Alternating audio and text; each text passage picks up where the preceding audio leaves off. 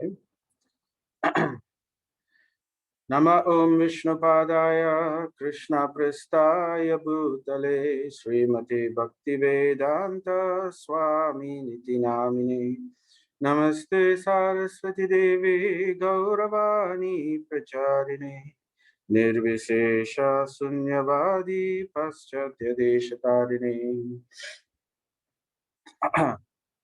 Nama Om Vishnupadaya Krishna Prastaya Bhutale Srimati Bhakti Vekna Vinasha Narasimhaiti Namini Nama Om Mukam Karoti Vachalam Pangum Langaitim Girim Yat Kripa Tamaham Vande Shri Guru Dinatarinam Paramananda Madhavam Sri Chaitanya Mishwaram Om Tat Sat. So, Sri Sri Nitai Sundar Gaurahari and Sri Sri Jagannath Baladev Subhadramai. Join us together. We can recite these two verses. Jaya Sri Krishna Chaitanya Prabhu Nityananda Sri Advaita Gadadhara Sri Vasadi Gaura Bhakta Vrinda Hare Krishna Krishna Krishna Hare Hare Hare Rama Rama Rama Hare Hare Hare Krishna Krishna Krishna Hare Hare Hare Rama Rama Rama Hare Hare Hare Krishna Krishna Krishna Hare Hare Hare Rama Rama Rama Hare Hare. So let us glorify the Bhagavad Gita. Today, this is from the Vaishnava Tantra Sara, verse 43.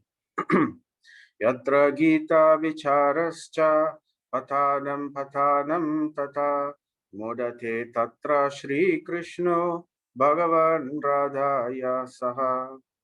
With supreme ecstasy, the Supreme Lord Sri Krishna and his divine consorts, Sri Radhika, are graciously present wherever the conception of the Gita scripture is discussed, studied, and taught. So hopefully we have the presence of their lordships, Sri Radha and Krishna. Just like how wherever the Ramayana is recited, Hanuman is always present, and together Ram and Lakshmana are always present. So the same idea is also here. Let us recite together 3 times. Om Namo Bhagavate Vasudevaya. Om Namo Bhagavate Vasudevaya. Om Namo Bhagavate Vasudevaya. So we will recapitulate chapter 17. This was yesterday's topic, the divisions of faith. So the key takeaways were, we talked about how Arjuna wanted to know what is the why do people don't follow scripture. So what is the fate of those people? So then Krishna is saying those people are misguided or they are within the 3 modes. So we heard from Krishna how he was talking about faith can also be in 3 modes. So just like faith, every single activity, action, thought, sphere of life can be divided within these 3 modes of material nature, namely the mode of goodness, the mode of passion, and the mode of ignorance.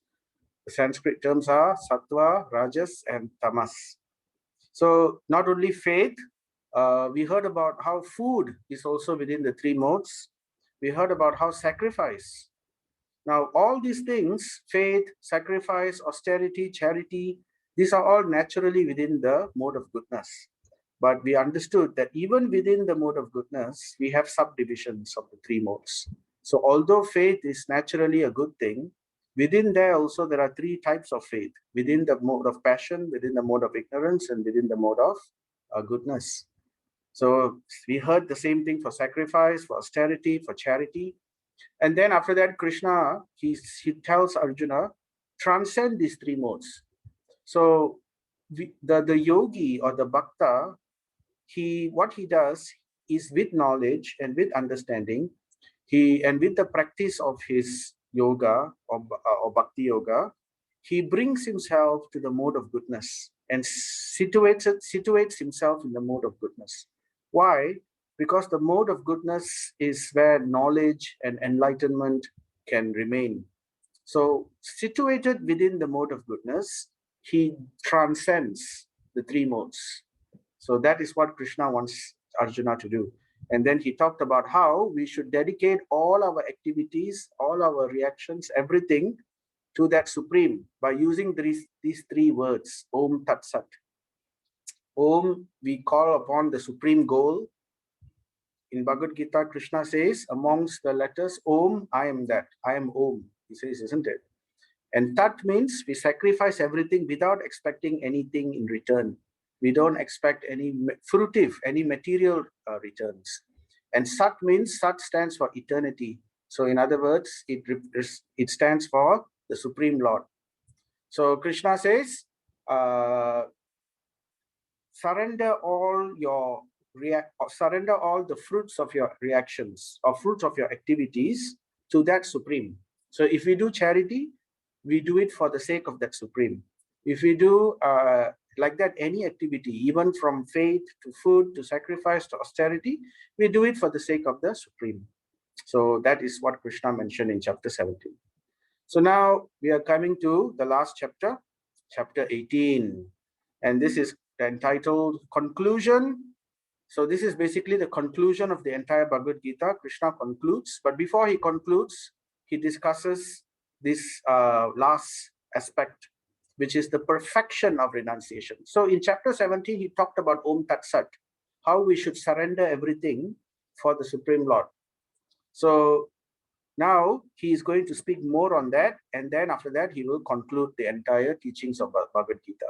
So this is also known as Moksha Sannyas Yoga. Moksha means liberation. Sannyas means renunciation, the act of the person who takes up renunciation. So it begins with this verse. Let us say this verse together. Arjuna uvacha sannyasasya mahabahu tatvam ichchami veditum tyagasya cha hrishikesha pritakeshi nisudana. Translation. Arjuna said, O mighty armed one, I wish to understand the purpose of renunciation. So what is renunciation? Renunciation means tyaga, and of the renounced order of life, sannyasa. O killer of the Kesi demon, master of the senses. So Kesini Sudana means killer of the Kesi demon. Hrishikesha means Lord of the senses. These are both names of the Supreme Lord. So basically, Arjuna, after hearing about the importance of renouncing, he heard renunciation and all that. So now he's wondering, isn't it better to become completely a sannyasi, like completely dedicated in the spiritual path? Yes, he heard about how we can remain in our situation and we can still execute devotional service, or we can still execute some form of yoga. That's what Krishna has mentioned earlier. But he's thinking, after hearing so much, he's wondering, isn't it better if we all just take up the sannyas path? That means we all give up everything and take up sannyas. So that's the question. It's an important point because we want to know whether we can also practice spiritual life. Is it necessary for us to all become sannyasis or samyar, or can we practice it in our situation? So let's hear Krishna's final conclusive answer. So before he answers, he clearly describes what's the difference between tyaga and sannyasa. So let's hear. So there are many verses in this chapter, so I'm not going to go through all of them. I will just discuss through the subsections which I have categorized here for you. So 18.1 and 18.2. So Krishna talks about what is sannyasa. He first tells, sannyasa means it's the one who gives up all activities which is based on material desire. That means if someone, let's say, these are the 4 ashram: brahmachari, that means student life; grahastha, that means married life; vanaprastha, that means retired life; And sannyasa, that means one who renounces everything socially. So he's considered socially dead. So that is sannyas. So the definition here is one who gives up all activities based on material desires. So that means he gives up family, he gives up work, which are based on material desires. And he dedicates his life to spiritual activity. So that is sannyas, the person who does it. Whereas tyaga means giving up the fruits of all activities. That means he continues to do the activities, but he has completely renounced, not in body or in action, but in the mind and in the consciousness. So that is definition of tyaga. So Krishna gives that definition in verse 2. So then, talking about tyaga, right? So Krishna further discusses the aspects of tyaga, giving up, renouncing. So since we're talking about renouncing, should we renounce everything? The question would arise. Should we renounce all activities? So then Krishna says, there are some people who say one should even renounce sacrifice, one should even renounce charity, and one should even renounce penance. But then Krishna disagrees. He says, no, that is not my opinion. So he says, sacrifice, charity, and penance, even for a sannyasi, even for a spiritualist, these things should never be renounced.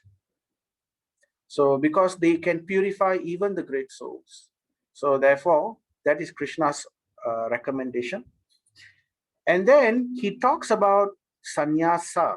So because people sometimes prematurely take up sannyasa. So, again, back to what Arjuna wanted to do right from the beginning. He wanted to leave the war and go to the forest. In other words, take up sannyasa. So therefore, to clearly define what is the right sannyasa, what is acceptable sannyasa. So therefore, he's now mentioning even that action of sannyasa is within the three modes. So now he's going to discuss those. But we are not going to look at that. There are many things to be discussed in this chapter. So if you're interested, we can look at verses 7 to 10. We can read all about how sannyas is in the three modes, in the mode of goodness, passion, or ignorance. Okay, but after that, he goes on to say, even better than sannyas, he ultimately gives the answer Arjuna wanted to hear. So Arjuna wanted to know whether he should also take up sannyas. So, or everybody should take up sannyas. Everybody in this world should they do that? And then Krishna is saying, no. Actually, one does not have to be sannyas. One simply have to be tyaga. He just has to practice tyaga, because the purpose of sannyas is to achieve tyaga. One of the main purpose of sannyas. But if one can achieve tyaga without taking sannyas, then that is even more superior. So tyaga means we do the activities, but we renounce the fruits. We don't want the results of it. We give everything, offer it to Krishna, or offer it to Brahman, like how the jnanis do, and then be completely equipoised and focused in our goal towards liberation, or towards attaining the lotus feet of the Supreme Lord. So that is what Krishna is mentioning. So these are the secrets of action. So it's, in one sense, he's summarizing, because we heard about karma yoga in chapter 3. We heard about karma yoga again in chapter 5. So finally, again, we are hearing about the secret of action, how to come to the perfection of action in this final chapter 18, the culmination of all action, which is sannyasi, or which is tyaga. Then Krishna goes on in the next chapters. Since we are talking about action, he wants to now indicate what are the 5 causes of action. So, the 5 causes of action, he defines them as, there are 5. The first one is the body, or the place. So that's how, the Bhagavad Gita began. Dhritarashtra was asking, Dharma kshetre kurukshetre samaveda yuyuksavaha. If you remember, he wanted to know whether the holy place of Dharma kshetra, Kurukshetra, would affect the outcome of the war. So he was very anxious. So the place, the holy place can affect, a holy or inauspicious place can affect the results of an action. At the same time, the place here can also mean the body. So the type of body that we get, that affects the, according to the body we get, we are able to take, we are able to execute certain actions, right? And then the worker, karta. The worker means the soul, the atma. So the atma, the body. So remember, the same aspects were also discussed in chapter 13. We talked about kshetra, kshetra right? The place and the knower of the place, the field and the knower of the field. So the same points, right? And then the instruments, karanam, 5 causes of action, the place, which is the body, the worker, the atma, the karanam, the instruments, that means the senses, which includes the mind. So the type, according to the type of mind that we have, the type of senses that we've got, we can execute certain types of actions. And then there is one more, 2 more. The other one is chesta, which is endeavor. We also have to put effort. So endeavor is there, and at the same time there is fate, daivam, or the Supreme Lord, who allows according to karma, whether we get it or not. So these are all the 5 aspects of actions. So it's a very deep science. If you study astrology, Vedic astrology, then these aspects are discussed in detail. But we will skip this for now and go on. After talking about the 5 causes of action, Krishna now discusses the motive for action. Why would one perform an action? So the 3 motives of action Krishna discusses. So they are jnanam, or knowledge. So according to the knowledge that we have, we perform certain actions. And jnayam means the object of knowledge. Now we get knowledge because we want to achieve something. So therefore, the object of knowledge. So for example, in spiritual life, the knowledge is the knowledge of yoga or the Bhagavad Gita, and the object is achieving Krishna. So that is jnayam, right? Otherwise, in material life, knowledge is, for example, you go to, let's say we learn how to sew. So knowledge of sewing. But then the object of knowledge is so we can make some clothes and sell or something like that. So that is jnayam. And there's a third motive, which is the worker. That means ourselves, Atma. So according to the desires of the Atma, he will also supply the motivation. So the desire of the Atma, the knowledge, and the object of knowledge. So these are the 3 motivations of action Krishna will discuss. So now Krishna is actually basically talking about the science of action. Earlier, Krishna was talking about basically the secret of action. The secret of activities is we need to renounce, tyaga, give the fruits. It's not that we need to renounce the activity itself. We need to renounce the results of the activities. That is the secret. And it's a very big secret. So it's not easily done. So therefore, there is actually an entire yoga steps to follow, do's and don'ts, and what needs to be done. Or one follows the easy path, which is the bhakti path, which automatically dovetails all our actions towards perfection. So now he talks about science of action. So therefore, we talked about the 5 causes, the 3 motives. So while he's talking about the 3 motives of action, remember he's talked about jnana, which is knowledge. So now since he's talking about knowledge, so Krishna now talks about how knowledge is also affected by the 3 modes. So this is interesting. So I will just talk about this briefly. So this is jnanam in the 3 modes. So this is what Krishna says. So knowledge in the mode of goodness is about how one undivided spiritual nature is seen in all innumerably divided living entities. What does that mean? That means knowledge in the mode of goodness means we see every living entity as equal. They are not the same. Not the same. They are different, but equal, because we are all Atmas.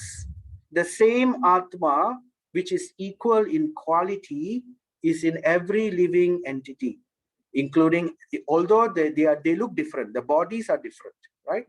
So one undivided spiritual nature. Why undivided? Because we are all that supreme, we are all Atmas, and therefore we are all also part of Brahman.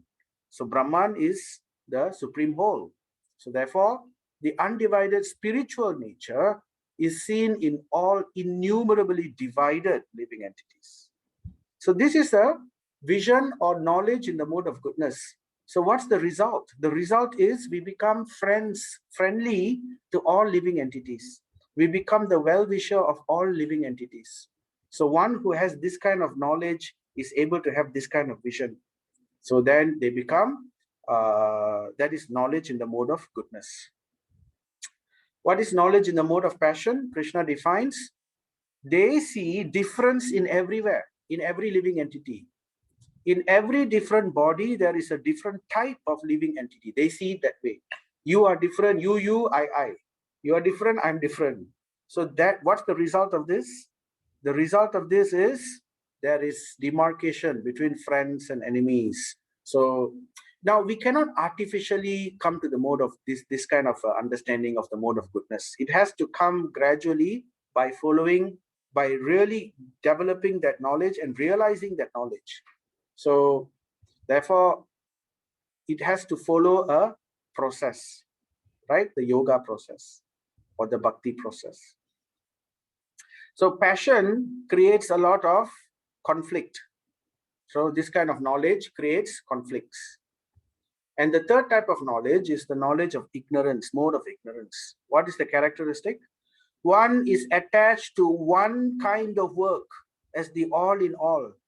So what does that mean? It means that one only knows about one thing, one type of work. If he knows how to make money, he spends his whole life only making money. He cannot think of anything else other than making money. So there are some people like that. So their focus is just that. So this is in the mode of ignorance. So another point about it is without knowledge of the truth. So this is based on illusion, which is very meager. So therefore, this is knowledge in the mode of ignorance. Actually, ignorance itself means no knowledge. So that's why it says very meager, hardly any knowledge. Because even what little knowledge is there, it's in illusion, based on illusory things, right? And one is only attached to that one thing. They don't know anything else. So this is the thing. So science of action. So after talking about the science of action, Krishna now talks about the action and the workers. We heard about knowledge in the three modes. So what about action and the worker in the three modes? So this part we will not cover since there are many things else to cover. So we will skip this. But if you want to hear about what is action in the three modes, you can refer to these verses 23 to 25. So like this, Krishna talks about one by one, different aspects. So there are many things we can understand about the three modes, how the three modes acts in different aspects of our life. Then he also talks about the worker, the worker in the three modes, worker in the mode of goodness, the passion or ignorance. So this is also discussed in these particular verses. So together, all of this consists of the science of action. Now, after discussing about action, right, the science, the secret, so now he's talking about the means and the goal of action. What are the means we use to perform the action, and how do we achieve that goal? What is that goal? Finally, all action has to have a goal. For example, somebody works. Why? Because he wants to have money. Why? Because they want to enjoy eating, mating, sleeping, defending. So these four things in different ways. So therefore, that would be the goal, for example. So the means and the goals of action. So here he talks about understanding and determination is the means. So how do we achieve the goal? When we have action, we have the doer, we have knowledge, but how do we achieve it? So that knowledge has to translate into understanding. So that is also within the three modes. And determination, the mode, the push, the push or the effort or the determination is called drida in Sanskrit. So the push for us to achieve that. Sometimes we feel lazy, or we know what's good, we know we should do it, but we don't do it. So that means we are weak in our determination. So there are ways to strengthen the determination. So anyway, we won't talk about that right now, but Krishna is talking about the three types of understanding or buddhi, and then the three types of dhrite. So let's look. After that, he talks about the three happiness. Now, happiness is the goal, usually for all jivas, for all living entities. Why do we do anything that we do? Why do we do anything? Why do we do whatever that we do? Ultimately, if you go to the very root of what we want to do it, we are trying to search for happiness. We are trying to achieve happiness. So, but remember the story of the lost necklace, right? We are all looking for happiness in the wrong place. The necklace is hanging on the branch, but we are looking for the reflection of the necklace in the water. So that's the problem. But we are all looking for happiness. Why are we looking for happiness? Because we are Atma. And the nature of Atma is described in the Shastras as Ananda Vyasa Bhayat. Ananda means blissful. The nature of the Atma, because we are part of God, we are part of the spirit soul of the supreme whole. So the quality is the same. And what's that quality of that soul? The quality of the soul, just like God's quality, is Sat Chit Ananda, knowledge, eternity, and bliss. So Sat is eternity. So therefore, just like God, we are also eternal, right? Chit, we also have the pure soul has knowledge, full knowledge.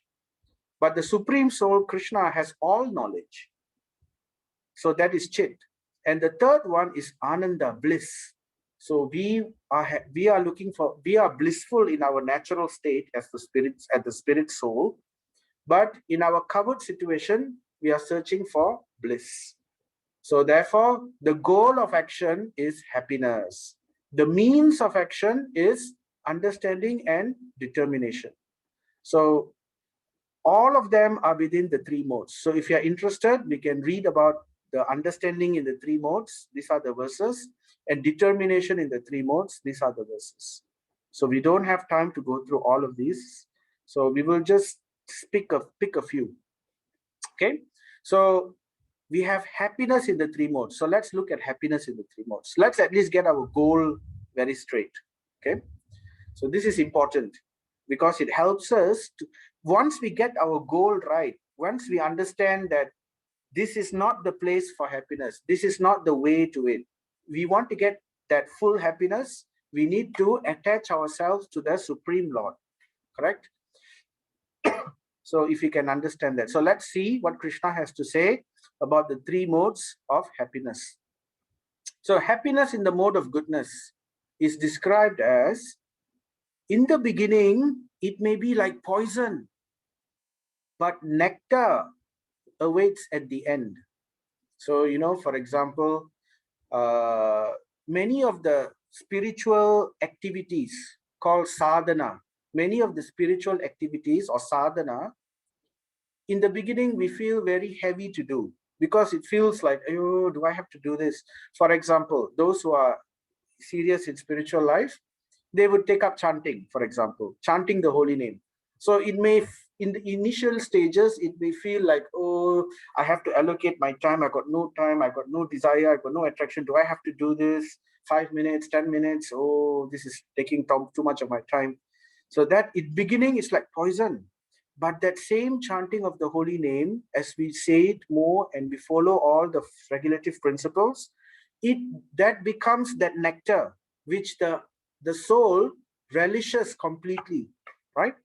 So another example is like, waking up early. So we all don't like to wake up early, but then it is one of the regulative principles of yoga, whether it's bhakti or yoga. So you can see the picture, waking up early and taking morning bath, right? So ideally we should take cold water bath. This is very purifying to the intelligence, to also, it's very good for the body also, good for health. So like that. And reading scripture, reading Bhagavad Gita and learning Bhagavad Gita, or hearing about scriptures. So all this is in the beginning like poison. Oh, do I have to force myself to do this? I rather watch a movie, or I rather play games or something like that. So in the beginning, it's like poison. But as we do it, as we are determined to do it, it will give us lasting, everlasting, eternal, non-stopped, non-ending pleasure, ananda, right? And it also awakens one to self-realization. So that's the reason it's able to give this kind of benefits. That's the mode of goodness. Okay, so then we have the mode of passion.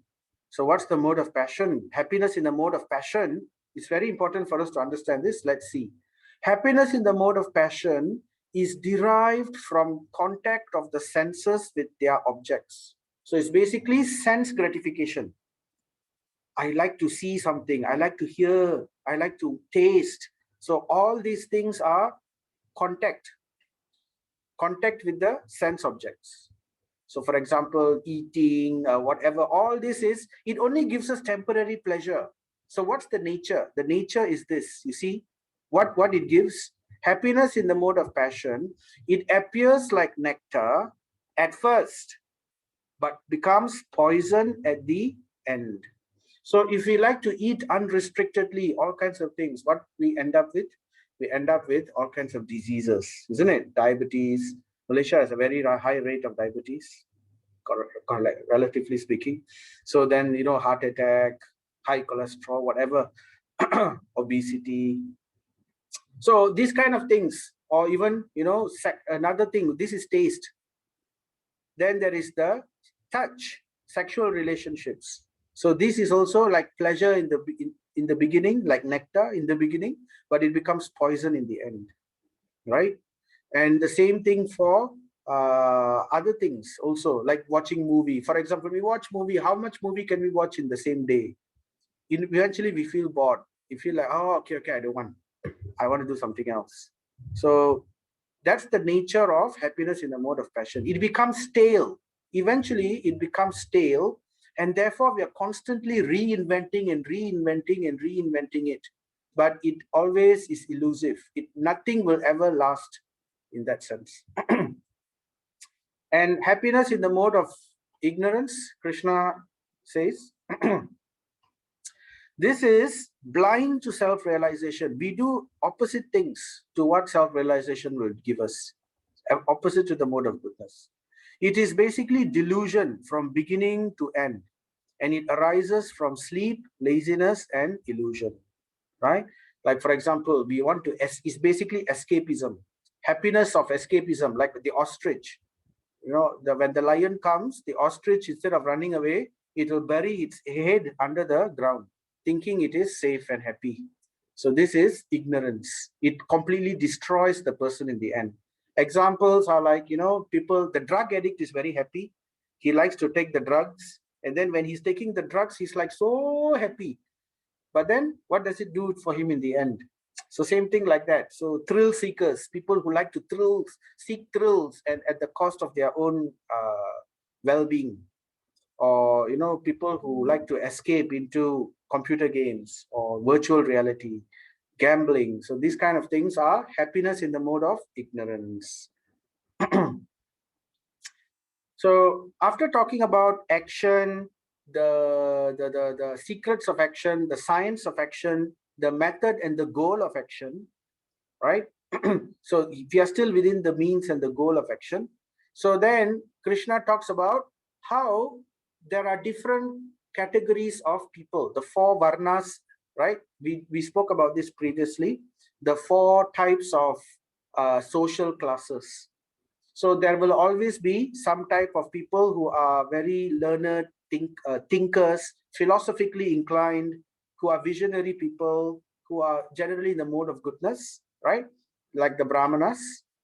Then there are people who are very passionate, but they are guided by the Brahmanas. For example, the kings, the Kshatriyas, the warriors, they fight for Dharma, like Arjuna. And then there are people who always would like to look for profit. So they are not interested in ideals. They are not interested in goals. So they are looking only at profit, at growth, at profit. So these kind of people are the business class, Vaishyas. And there will always be some people who don't have the knack for any of these three things. So they don't know really what to do. So they would end up serving those other three. So they may specialize in some activity, but basically it's to serve. So these are the Shudras, the four types of Varnas. So then Krishna says, actually, he was talking about the three modes, isn't it? In all types of activities. So these activities are also further divided into these four classes of society. And these four classes of society are also made up of these three modes. For example, the Brahmanas are after the mode of goodness. The Kshatriyas are goodness and passion mixed. The Vaishyas are passion and ignorance mixed. And whereas the Shudras are basically in the mode of ignorance because they do not understand the higher goal of life.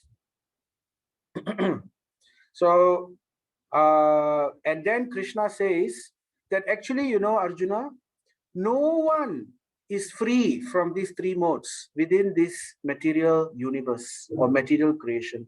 And he says right up from Brahma all the way down to the lowest planetary systems, all of them are within these three modes. So this includes even the Devatas, because they are all within the material universe.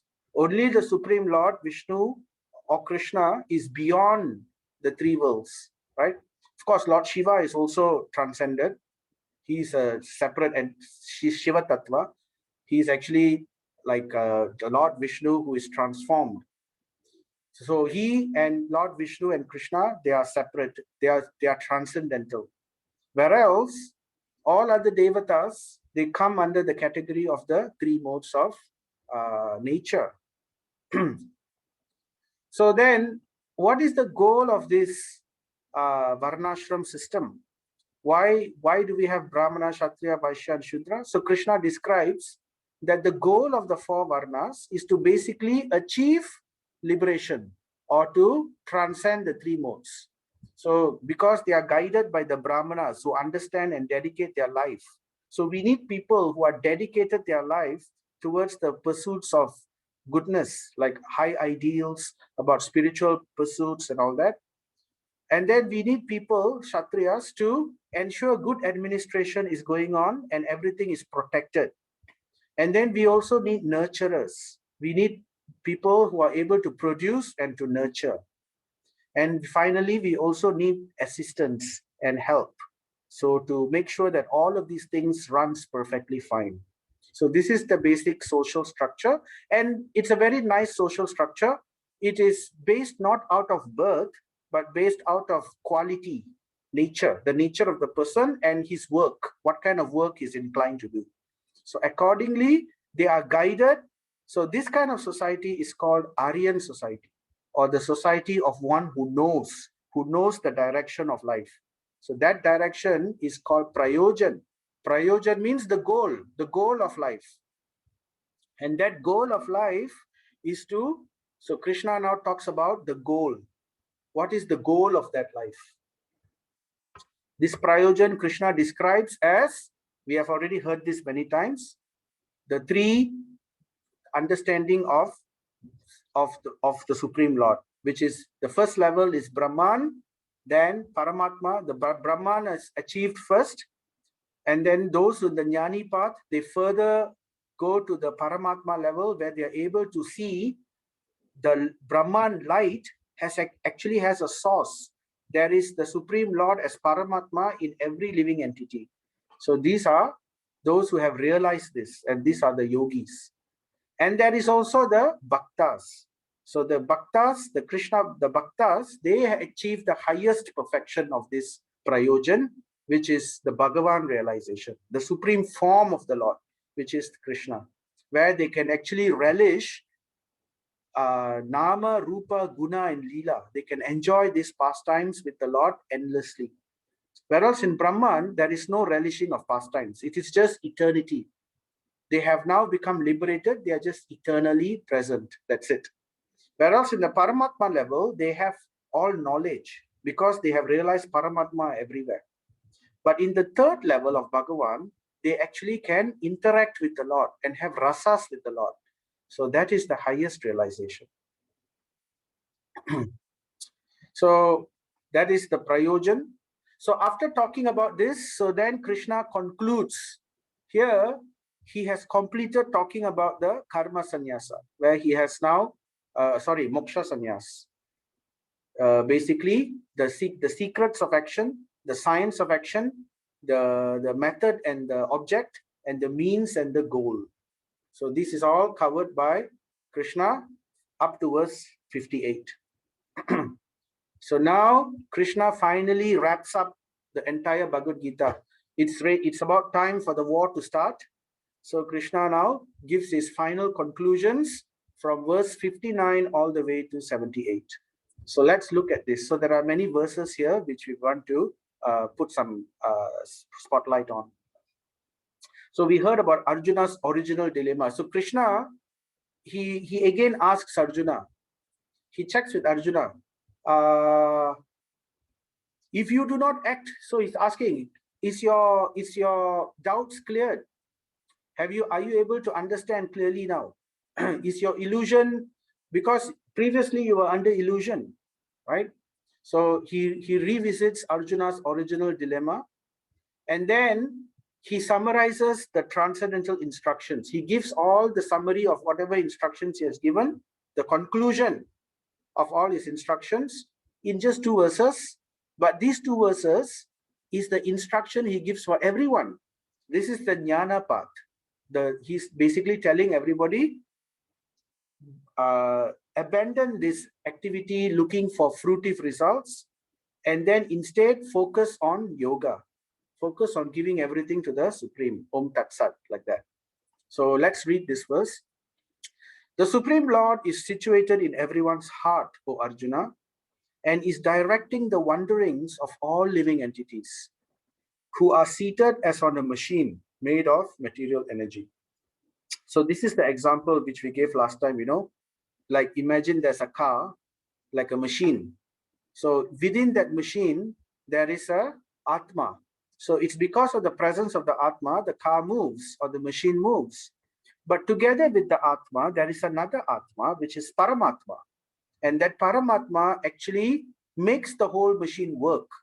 It is the Atma who wants to achieve his desires, but Paramatma allows those desires to be fulfilled by virtue of allowing the material elements to work beautifully. Like for example, we want to eat something, we want to enjoy the food, we eat it, but how do we digest it? It's the Paramatma which allows that food to be digested. It's the Paramatma who allows our taste buds to actually taste that flavor. Correct? So he actually is like he's basically the director. So here it says director.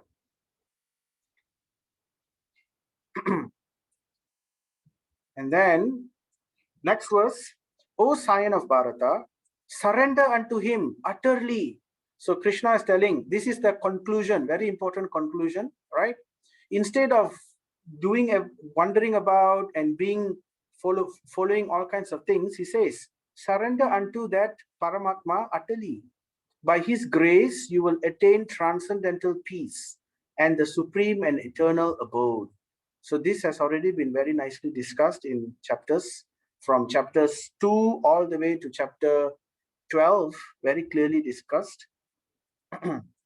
And he then says, thus I have explained to you knowledge still more confidential. So why is it confidential? Because this is the knowledge of yoga. So initial knowledge is about the 3 modes, the 3 modes of nature. This is all not yoga. So basically it's within the 3 modes of material life, But he says, transcend the 3 modes and come to the platform of yoga. So therefore, these 2 verses are the aspect of yoga which Krishna is talking about. But then he says, then he says, look at this verse here. Thus I have explained to you knowledge. Now what does Krishna say? Deliberate on this fully and then do what you wish to do. So Krishna, he doesn't force. Therefore, he has given knowledge, he has given understanding, but finally, he gives the free will. He also tells Arjuna, please, now you can do what you think is right. So this is the nature of God. He does not force the jivas. So that's why we can say, why didn't God force me to do it? No, because he doesn't want to interfere in our free will. Why he doesn't want to interfere in our free will?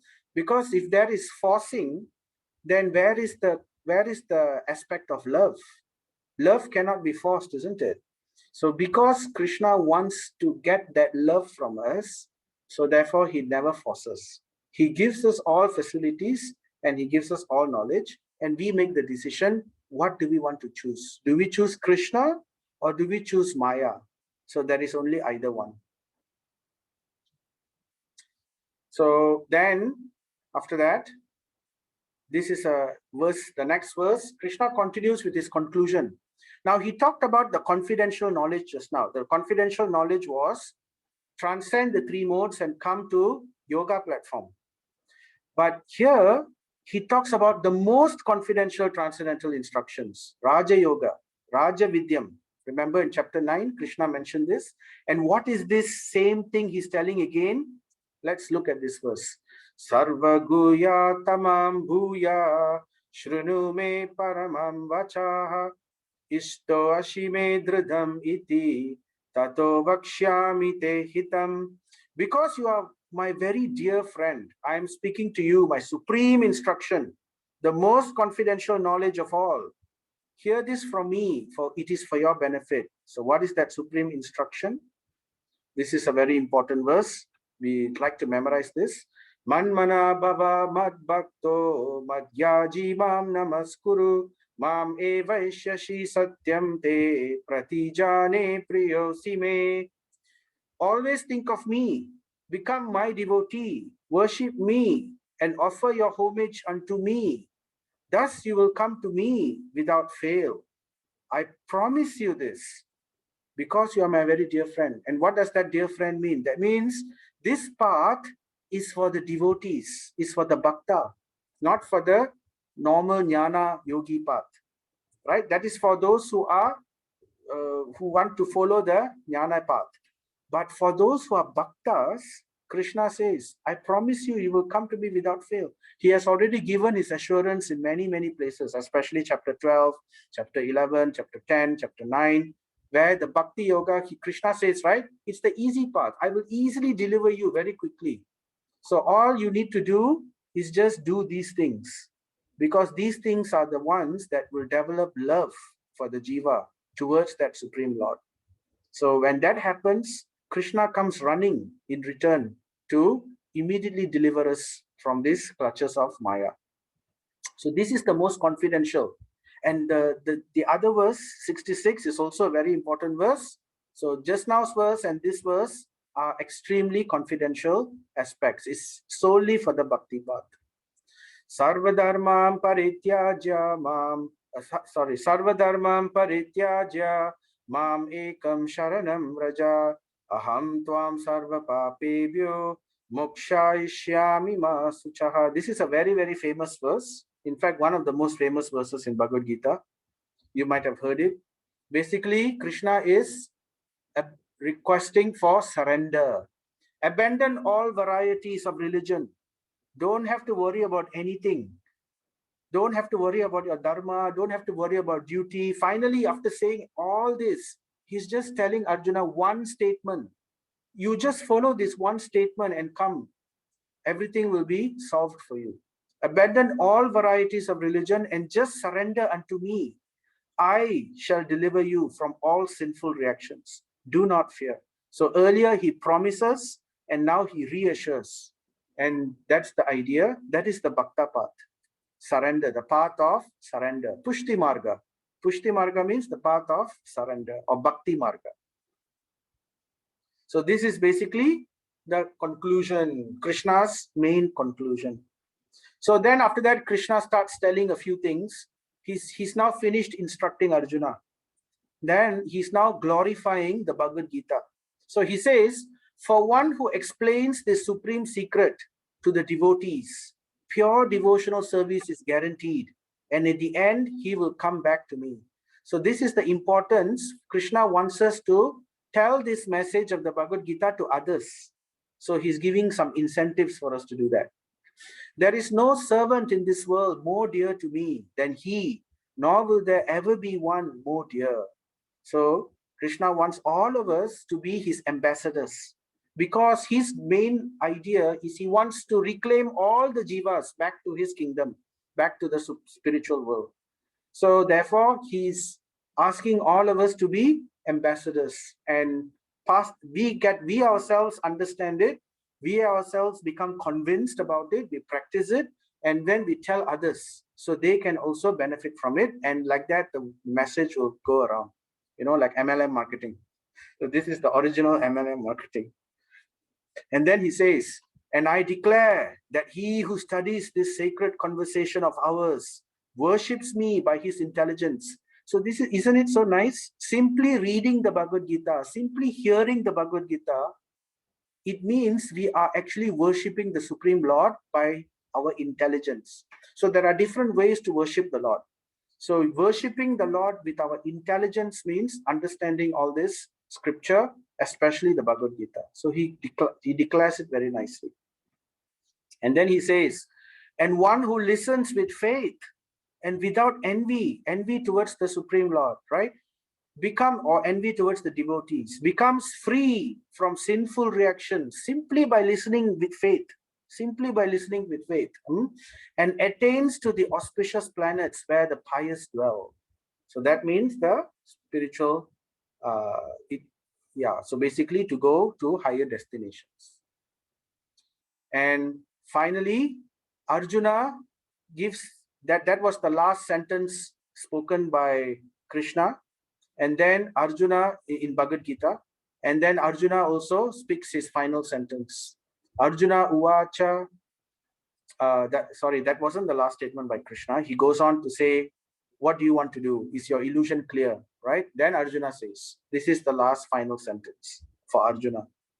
Arjuna uvacha nashto moha smritir labdha tvat prasadan mayachyuta stito ashmigata sandehaha karishye vachanam tava. Arjuna said, my dear Krishna, O infallible one, my illusion is now gone. I have regained my memory by your mercy. I am now firm and free from doubt and am prepared to act according to your instructions. So this is a complete contrast to how Arjuna was in the beginning of the Gita. If you remember, my limbs are shaking, my skin is burning, my mouth is dry, my hands are sweating. So all this, so from extreme misery and extreme disturbance of the mind, simply by hearing and understanding the Gita and reciting the Gita, just like how Arjuna has regained everything, he's now fixed and firm and his illusion is gone. In the same way, we also can become free from misery and illusion. So this is the conclusion. So this, we heard about Arjuna's decision in this verse, how Arjuna makes his decision. And now we are going to conclude the Bhagavad Gita completely. So now the conversation is over between Krishna and Arjuna. And now, if you remember, somebody was eavesdropping this conversation. If you remember the first verse of the Bhagavad Gita, Dhritarashtra, the grandfather of the Kurus, right? So the father of the Kurus, he wanted to find out from Sanjaya, because Sanjaya could see by the mercy of Vyasadeva, he could understand what's happening and he could hear. So he's asking Sanjaya, right, in the beginning, what's going to happen? So Sanjaya, after hearing this entire conclusion, it's described that his hair is standing on end. Like how, when somebody is so excited, all their hair will stand on end. So in the same way, Sanjaya is extremely excited. And then he says a few things, and at the end, this is the last verse. Sanjaya uvacha yatra yogeshvaro krishno yatra partho danurdaraha tatra shrir vijayo bhutir dhruva nitir matir mama. Translation: this is a very important verse, right? It says, wherever there is Krishna, the master of all mystics, And wherever there is Arjuna, the supreme archer, there will also certainly be opulence, victory, extraordinary power, and morality. That is my opinion. So he's indirectly answering Dhritarashtra. What's going to happen? The war, how is it going to end? Definitely victory is on the side of the Krishna and Arjuna. So, this is the reason why many people sometimes they like to take they like to keep Bhagavad Gita in their house. They like to worship Bhagavad Gita because they want victory, opulence, extraordinary power. Sometimes people, they take photos, they make art, they take art of, how pictures of Krishna and Arjuna together in the chariot, because they would want this kind of results. But we are not looking at materialistic results. That may come or it may not, according to the Lord's will, because we want to surrender to Him. But we are looking for the ultimate opulence, which is to go back to the supreme abode, back towards Krishna. Okay, so final takeaway for chapter 18, the last chapter of Bhagavad Gita. Detachment of the fruits of action is key to liberation. This is the early part. We talked about Moksha Sannyas, right? Renunciation, Tyaga and Sannyas. So we want to detach from the fruits of action. Not that we want to all become suddenly sannyasis. No. We do our activities, but we dedicate those fruits and the results for the pleasure of the Lord, not because we want to enjoy it. And then the second takeaway is, let us all read Gita, understand Bhagavad Gita, live Bhagavad Gita, and give Bhagavad Gita to others. So that is a key takeaway for this chapter. And finally, Krishna, Swayam Bhagavan Sri Krishna. He is the Purushottama, Param Bhagavan, the highest goal. And Bhakti is the best path towards that goal. So these are our takeaways. And since we're talking about the path towards Bhakti, the best path of Bhakti is predominantly chanting the Hare Krishna, hearing, chanting, and remembering. So therefore, let us all chant together.